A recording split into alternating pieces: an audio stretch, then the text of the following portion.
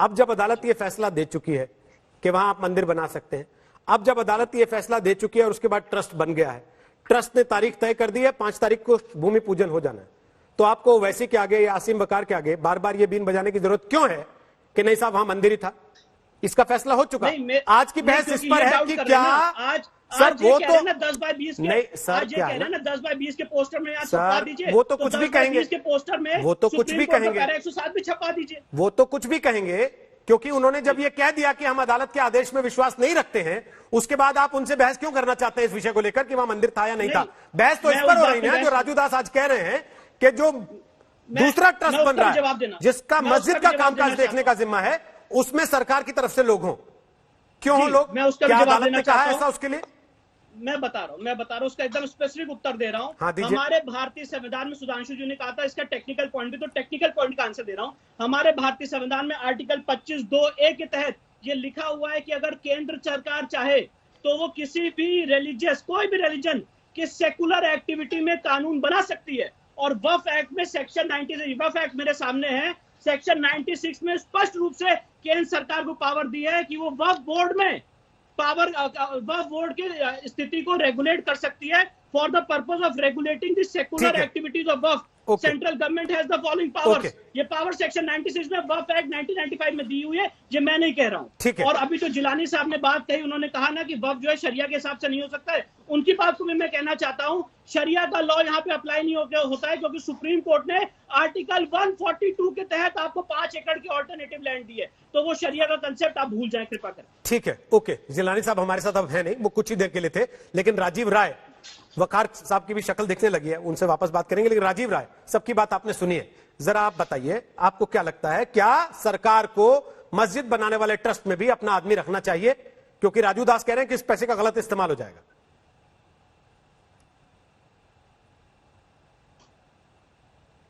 शुरू से इस मामले में मानना रहा है कि सुप्रीम कोर्ट जो फैसला दे, सुप्रीम कोर्ट जो निर्णय करे, या तो आपसी सहमति से या सुप्रीम कोर्ट से। मुझे लगता है कि सुप्रीम कोर्ट ने स्पष्ट फैसला दिया है, जहां कंफ्यूजन है तो उस समुदाय के लोग जो उनकी मान्यता प्राप्त संस्थाएं हैं वो निर्णय ले। राजीव राय, रोहित सारदाना या XYZ में बोलने वाले कोई नहीं होते हैं। अगर आप आशंकाओं पर जाएं, मैं नहीं कर रहा हूँ, मेरे फेवर में नहीं हूँ कि ट्रस्ट में सरकारी सदस्य हो या ना हो। मैं दो बातें, सारे बहुत को सुनकर दो बातें मेरे जहन में आ रही है। पहली, क्या इस बात की गारंटी है कि जहाँ सरकारी सदस्य हो वहाँ भ्रष्टाचार नहीं होता है, सरकारी सदस्य वहाँ धन नहीं लुटा जाता है, सरकारी सदस्य वहाँ गलत काम नहीं होता है?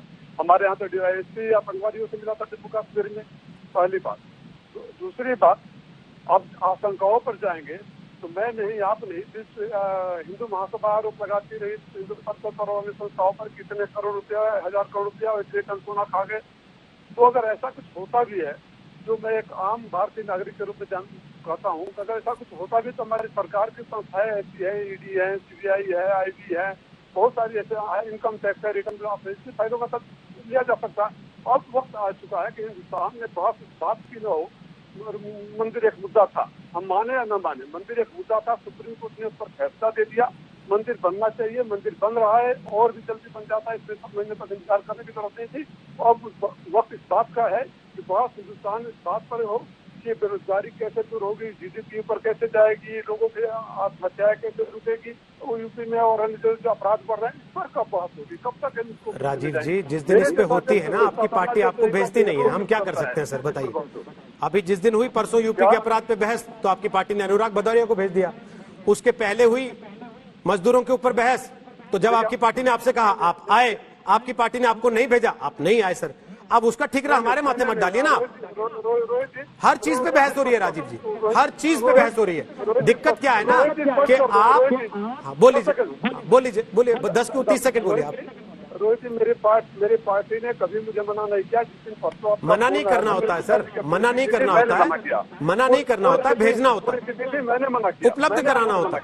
हाँ तो आप उपलब्ध नहीं थे तो मेरी क्या गलती है सर? यूपी के अपराध के बहस के लिए उसके लिए आप ठीकरा हम पे फोड़ दें कि अपराध पे बहस नहीं कर रहे, मस्जिद पे कर रहे हो। भाई मेरा रहना ना रहना कोई मायने नहीं रहता है। तो आपकी पार्टी थी ना सर उसमें, आपकी पार्टी थी ना उसमें सर, आपका एक नुमाइंदा था ना उसमें। तो अब ये चक्कर, ये सर दिक्कत क्या है ना, आप लोग पार्टी चला नहीं पाते, लेकिन चैनल आप चाहते हैं कि आप लोग चला लें, वो भी अपने दफ्तर में बैठ के पार्टी के साइकिल लगा के पीछे। ऐसा नहीं होगा ना सर, पहले साइकिल तो चला लीजिए, उसके बाद चैनल चलाएं।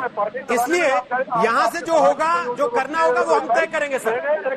और सर प्लीज राजीव जी दिक्कत क्या है ना, राजीव जी दिक्कत क्या है, जब आप लोगों का अपना एजेंडा फेल होने लगता है, राजीव जी अब आप लगातार सतत बोलते रहिए तो फिर तो कुछ सुनाई नहीं देगा मैं क्या बोल रहा हूँ, सतत बोलते रहिए फिर। मैं नहीं बोलता। हाँ तो मैं कह रहा हूँ दिक्कत कहाँ आती है, दिक्कत वहां आती है जब आपका अपना एजेंडा फेल होने लगता है तो आप आम आदमी की तरफ हो जाते हैं, उसके कंधे पे रख के बंदूक चलाने लगते हैं। आम आदमी ने आपको कहां जाके डाला है वो आपको अच्छे से पता है, इसलिए बैठ के आराम से सुनिए बाकी लोग क्या कह रहे हैं। सुधांशु त्रिवेदी जवाब दीजिए अब इनकी बात से पहले जो बातें विष्णु जैन और असीम वकार ने कही उस पर। असीम वकार कह रहे हैं अदालत ने तो माना ही नहीं। राजीव जी मुझे लगता है मैंने पर्याप्त जवाब दिया आपको। अब आपकी स्थिति भी असीम वकार जैसी है कि अदालत तक कह चुकी मुझे तो मानना नहीं। अब जिसे मानना नहीं उसके आगे बीन बजा के क्या होगा? कोई नाच थोड़ा दिखाना देश को कि इसके आगे हम बीन बजाते रहेंगे। प्लीज सुधांशु जी बोलिए। देखिए मैं अब रिवर्स ऑर्डर में यानी व्युत्क्रम में जवाब देता हूं। सबसे पहले राजीव भाई जी की इस बात का, आज उन्होंने बहुत कहा कि बेरोजगारी और अपराध इस सब पे बात होना चाहिए। अभी संसद का सत्र जो कोरोना से पहले हुआ वो तो बजट सत्र था ना। कितनी बार देश की आर्थिक स्थिति या बेरोजगारी को लेकर आप लोगों ने संसद में विषय रखा? सब काली पट्टी बांध के आए पहले दिन राष्ट्रपति के अभिभाषण पे, किस पे? सीएनआरसी पे। और आपकी पार्टी अथवा मुख्य विपक्षी दल कांग्रेस ने सारा बवाल मचाया कि सब कुछ रोक कर बजट सत्र में, यानी जिसमें अर्थव्यवस्था पे डिस्कशन होना चाहिए था, पहले दिल्ली दंगों पे डिस्कशन कर। तो हकीकत तो यह है कि जब फोरम आता है कि इन चीजों का डिस्कशन करें तब तो आप लोगों को यह बात नजर आती है, और जब ये फोरम आता है तब आपको वो बात नजर आती है। इस पर अब आता हूं जो जैन साहब ने बात कही, उन्होंने बहुत सही सटीक तकनीकी आधार के ऊपर यह बात स्पष्ट कर दी। और उसमें मैं एक और बात ऐड करना चाहता हूं, जो ट्रस्ट के रेगुलेट करने की बात और आशंका दोनों। आपको पता जब हमारी सरकार आई तो 5000 ऐसे ट्रस्ट थे, एनजीओ 5000, जिन्होंने पिछले 3 साल अथवा इसके अधिक समय से इनकम टैक्स रिटर्न ही फाइल नहीं किया और विदेश से आए पैसे का एक भी यूटिलाइजेशन सर्टिफिकेट नहीं दिया। 3-3, 4-4 नोटिस देने के बाद जब उन्हें यह कहा गया कि अब आपकी मान्यता रद्द कर दी जाएगी, तब जानते कितने लोगों ने रिटर्न फाइल किया? 250। और जब 4750 की मान्यता रद्द हुई, बवाल शुरू हो गया। और सिर्फ हमारे नहीं, यूपीए सरकार में 2000 ऐसे पाए गए। तो इसलिए यह आशंका, और ऐसे ऐसे ट्रस्ट जिनके पास 96-97 करोड़ रुपया आया और कोई यूटिलाइजेशन नहीं, पूछो तो मत क्या बता रहे, सोशल अवेक। तो आपने आदमी रखा क्यों नहीं दिया सर इनके ट्रस्ट में भी? रखा देते। इसलिए मैं ये कहना चाहता हूं, कानून विष्णु जी बता ही रहे हैं, आप अब तक आदमी रखा दिए होते। हाँ तो बता रहे, कानूनी कार्रवाई हुई, मान्यता समाप्त हुई, नोटिस भेजे गए, तब हम पे ये आरोप लगने लगा कि हम पूर्वाग्रहग्रस्त होकर कर रहे हैं। अब बताइए 5-5 साल तक कोई इनकम टैक्स रिटर्न नहीं फाइल करेगा, चेतावनी देने पर भी नहीं फाइल करेगा, उसके बाद बता दिया जाएगा तुम्हारी अगर फला तारीख तक नहीं फाइल किया तो फिर भी। तो इसलिए ऐसे हजारों उदाहरण है, मैंने ये कहा। इसलिए आशंका जो दास साहब कह रहे हैं, राजू दास जी, वह निर्मूल नहीं है। अब आता हूं जो असीम वकार साहब ने कहा, उसका उत्तर तो वैसे विष्णु जैन जी ने दे दिया है, पर मजेदार बात जानते हैं क्या है? बाबर इस देश पर मुश्किल से 2-2.5 साल राज किया, उससे ज्यादा जनता पार्टी और जनता दल राज कर चुके हैं। मगर 500 साल पहले वाला हमको ज्यादा याद रहता है। 1526 में उसने इब्राहिम लोदी को हराया और 1527 में खानवा की लड़ाई में जब राणा सांगा जी से जीता तो जो उसने किया, जिसका विष्णु जैन जी ने उल्लेख किया, बाकायदा हजारों लोगों की खोपड़ी पे खड़े होकर गाजी की उपाधि ली है, बाबरनामा में लिखा है, उसने खुद लिखा है। अब अगर इसके बाद भी आपको लगता है कि बाबर के नाम का कहीं आजाद हिंदुस्तान में जिक्र होना चाहिए, तो ये वैसी बात हो गई कि कोई इजराइल में खड़े होके कहे या इवन जर्मनी में खड़े होके कहे कि एडोल्फ हिटलर, रूडोल्फ हेस, आइकमैन या गोरिंग। आवाज कट गई है सुधांशु जी, आवाज कट गई आपकी, नेटवर्क जैम हो गया शायद थोड़ा सा। जितनी हास्यास्पद यह बात लगेगी असीम वकार साहब उतनी ही है, इसलिए मैं मानता हूं बाबर के जुल्म के शिकार जितने हम थे उतने ही आप भी हैं। नमस्कार, मैं हूं अंजना ओम कश्यप। हमें उम्मीद है ये वीडियो आपको पसंद आया होगा। लेटेस्ट खबरों के लिए यूं ही देखते रहिए आज तक, और इस वीडियो के पसंद आने पर लाइक, शेयर एंड सब्सक्राइब करना ना भूलें।